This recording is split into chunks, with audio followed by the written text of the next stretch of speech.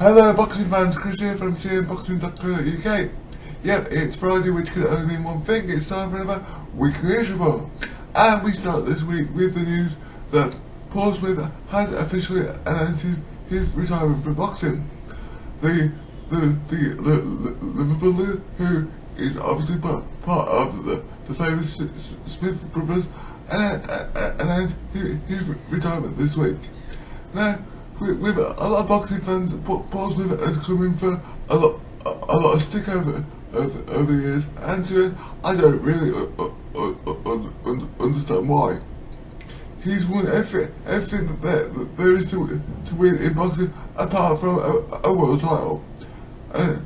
Okay, he had three shots at a world title with those two fights against Arthur Abraham. I was lucky enough to be in Germany for the first one, and he's like what turned out to be his last fight against Tyrone's Edge.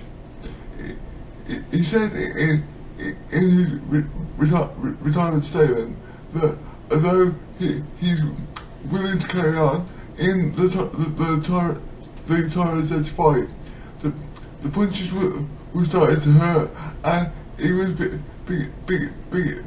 beginning to feel his age in there, which is why he feels that now it is the right time to carry on. He announced his retirement on the first anniversary of his fight with Tyrone's Edge.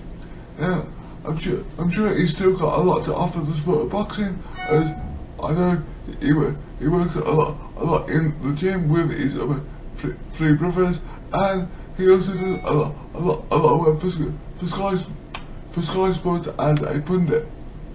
So I wish you all the best in his career on the other side of the ropes.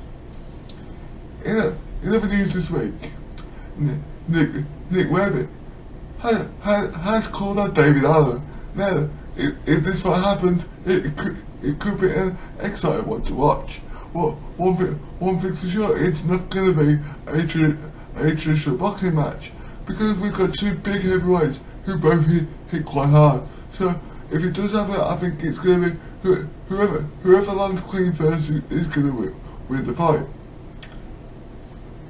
David Allen is in action in France this weekend, taking on the former French Olympic gold medalist, and I think he needs a performance to put his career back on track after that disappointing draw in his last fight against Leroy Thomas for the Commonwealth title.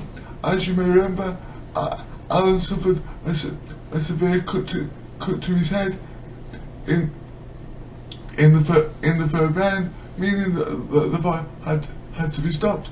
Therefore, it was a technical draw, because the fight did not complete for completed rounds.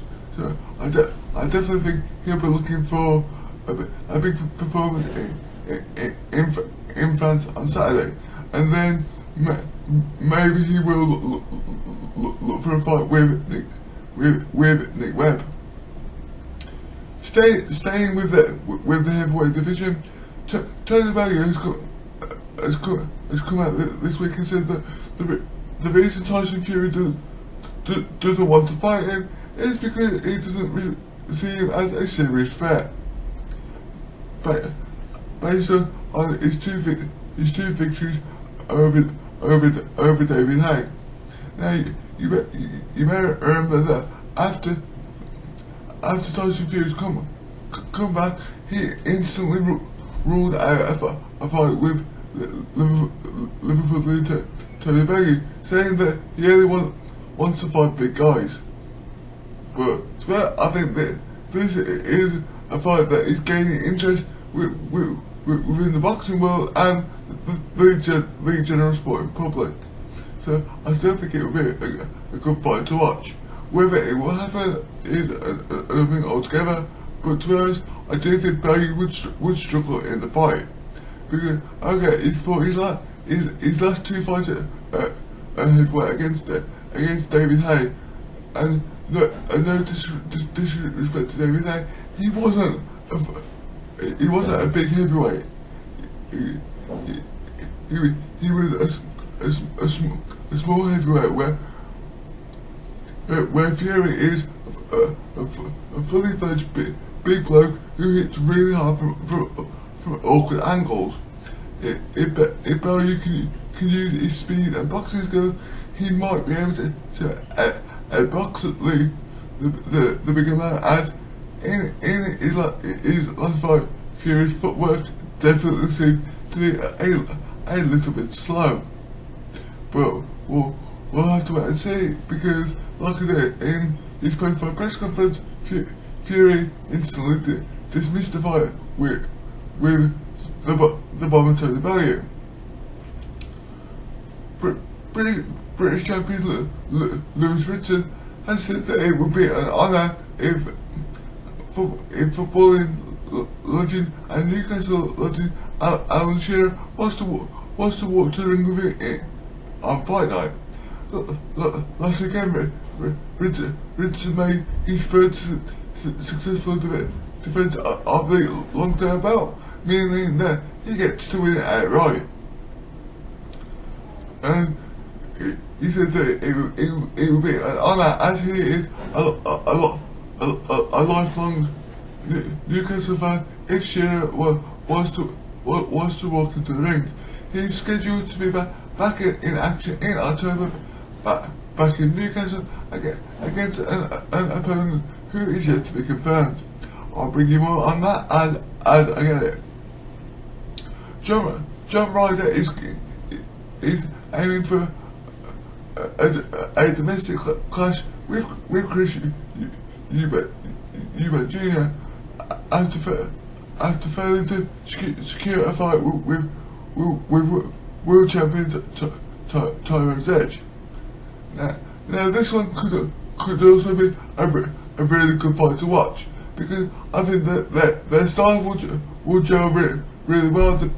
They're both good boxers. They both carry a decent amount of power. But I think you'd have to give the edge in the fight to Ryder, as he's fought a slightly higher level as a professional, and he's got a bit more experience, and I think he might even be the slightly better boxer. Right, I'm really sorry, because this is like, every time I do one of these videos, I end up talking about this fight. But Eddie Hearn has sent the latest contract to Deontay Wilder's team, saying that Joshua is putting everything at stake to make the fight happen. Hearn sent the contract off this week, but he hasn't heard nothing back as yet. But it is looking unlikely that the provisional date of September the 15th is going to happen, which incidentally is the same night that Gennady Golovkin takes on Canelo Alvarez in their rematch. But Hearn has said that even if Wilder gets back to him and accepts the offer, Joshua is not going to cut his preparation short in order to be the September the 15th date for the fight. So it does look like the fight is slowly getting there, but this is definitely one that it might turn out to be an epic fight, but it seems to have been an epic fight to make as well. Staying with Joshua, the newly crowned British champion Hughie Fury claims that he is getting ever closer to a shot against Joshua after the new world rankings came out this week, and the IBF ranked him as 5. So we all know that the rankings need to be taken with a pinch of salt, and the ranking system can be easily manipulated. Now, I've no disrespect for Fury, but if you look at his record, he hasn't really fought anyone in the world top 10. So how he's managed to get a rank of 5, quite frankly, is beyond me. But I don't make the rules. But if it was that, I can't see the fight happening. I think it's more likely that Tyson Fury is going to get a shot at Joshua, but that one, as to what Tyson said, is still a long way off. But I'd love to know what you guys think about a possible fight between AJ and Fury. Okay, finally this week, Ryan Burnett says he wants to prove that he's the best bantamweight in the world. You may remember that I reported to you about a month or so back that he is entering the latest edition of the World Boxing Super Series with, quite frankly, a really good lineup of bantamweight fighters.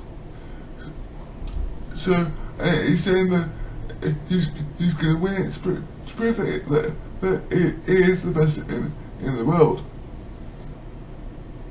But I can see why he's doing it, because it means that he's going to have to fight some of the best fighters in the division. But in a way, he's already proved that he's the best in the world, as he's the current WBA bantamweight champion, and he was only recently stripped of his IBF title after failing to reach an agreement with his mandatory challenger. Right, I think that you guys all caught up with everything going on in the world of boxing. Please don't forget to like, share, and subscribe to this channel. If you've got any questions about boxing, leave them in the comment section, or you can get in touch with me via my website or social media. The links, as always, are in the description. And I will speak to you guys next week. Have a good one.